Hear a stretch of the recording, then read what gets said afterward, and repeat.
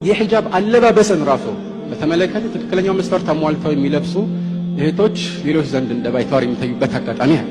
ለምሳሌ ፊትን መሸፈን አሁን በዑለማዎች መካከል ውዝግብ ያለበት ርዕስ ነው። ግን ብዙዎች ይህ በዘመናችን ሊፈጸም የማይችል ኋላ ቀርነትን የሚያመላክት አድርገው ያስቡታል። ነገሮችን ከመስራት የሚያግድ ሰዎች በዱንያም የትምህርት መንገዶች እንዳይገፉ የሚያደርጋቸው አድርገው ያስቡታል። ይሄ እንዳልሆነ ደግሞ ግልጽ ነው። ምክንያቱም አንድ ሰው የሸፈነው ፊቱን እንጂ አእምሮን እስካልሆነ ድረስ ማሰብ አይሳነውም መቼም። በዚህ ላይ ደግሞ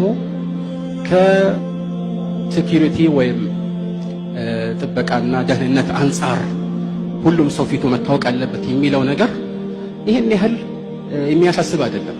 ምክንያቱም በኮሮና ጊዜ አብዛኛው ሰው ማስክ ለብሶ የፈለገበት ሲወጣ ሲገባ እንደነበር ታስታውሳላችሁ።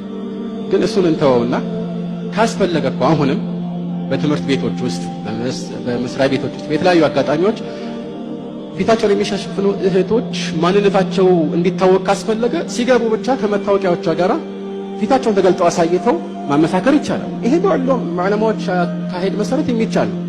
ሴቶች ካሉ ሴቶች ያመሳክሩ፣ ሴቶች ከሌሉ ወንዶችም ራሱ በዚህ ላይ ማየታቸው እነዚህ ሴቶችም ተገልጠው ለዚህ ዓላማ ብለው ማሳየታቸው ይሄ በቂ የሆነ ይሄንን የሚያስፈቅድ ሐጃ ነው።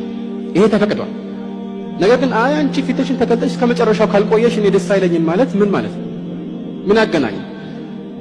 ፈተና ለመፈተን ሴቶች ፊታቸውን ተሸፍነው ሲመጡ እሷ ነች አይደለችም የሚለውን ለማስተያየት መታወቂያቸውን ፊታቸውን ከፍተው ያሳዩ፣ ያመሳክሩ። ከዛ በኋላ ይግቡ።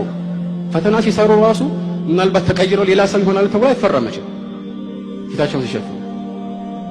በዚህ ላይ ብዙዎች ለዚህ እንደ መነሻ የሚያደርጉት ትምህርት ቤት ከሃይማኖት ተጽዕኖዎች ነፃ የሆነ የሴኩላር ሕግ የሰፈነበት መሆን አለበት ይላሉ። ጥሩ እንበል፣ የትምህርቱ ሂደት ሴኩላር ይሆን እንበል።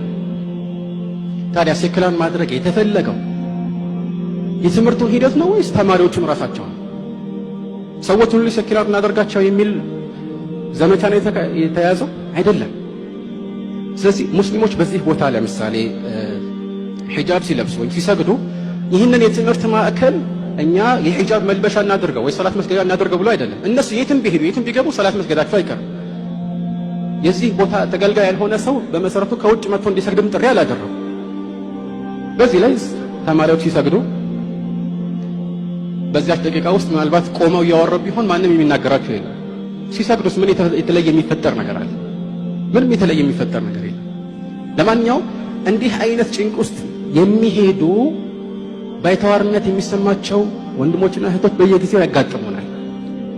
ይህ በተለይ ሴቶችን በተመለከተ ፊትን መሸፈን ባይተዋር የሚያደርጋቸው እህቶችን በተመለከተ አንድ መጠቆም የምፈልገው ነገር አለ። ዝርዝር ማስረጃዎችን መጥቀስ አልፈልግም። ነገር ግን ይህ በመሰረቱ አንዳንዶች እንደሚያስቡት የጥቂት ወግ አጥባቂ ዑለማዎች አቋም ብቻ አይደለም፣ ወይም ደግሞ የተወሰኑ ወጣቶች